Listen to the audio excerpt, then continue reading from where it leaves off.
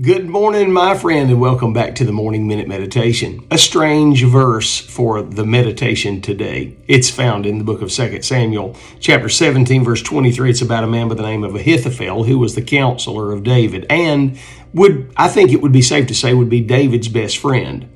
The Bible said that when Ahithophel saw that his counsel was not followed or adhered to, he saddled his ass, he rode to his home, to his city.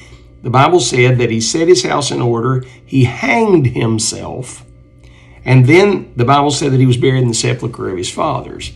How could a man that aged and that well-respected and smart do such a thing as to do self-harm in hanging himself, committing suicide?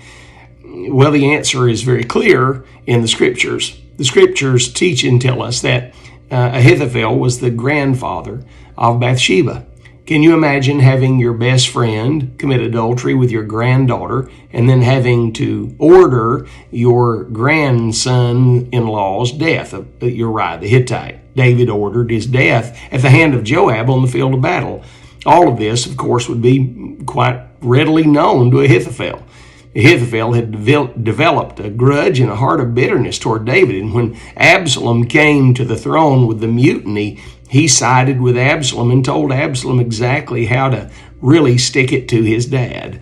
All of that in consideration, what do you do with the grudges that you hold and the bitternesses that have been created in you because of the fault of someone else in regard to how they've treated you in one situation or another?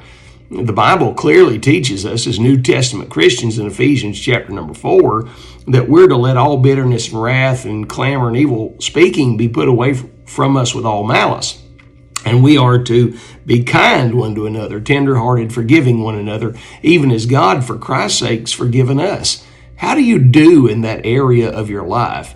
Is it worth carrying the emotional baggage and load that you carry and the lack of peace in your heart over something? Hey, I'm not saying that you weren't done wrong, but is it worth carrying that load around all the time, mentally and emotionally, and of course affecting yourself spiritually because you're living in disobedience to the Scriptures? In his book, Nuggets, James Alexander Thom made this statement, and I'll read it to you. He said, once armies carried cannonballs with them, afraid that they would meet the enemy somewhere and have nothing to shoot at them. In terms of the specific gravity of grudges, they're about as heavy as cannonballs, but it makes little sense to carry them. Most likely, that being the enemy, is unaware of your enmity and surely would be surprised to learn that you've been stalking him with a cannonball in your pocket. So examine your grudges. Do what armies do when hostilities are over. Unload the cannonballs and stack them up on the courthouse lawn. Then marvel at how much easier it is to get around in life. William Walton said this: to carry a grudge is like being stung to death with one single bee. Boy, isn't that the truth? What are you doing with the grudges that you are carrying? They're awful heavy. It's about time to let them go, don't you think?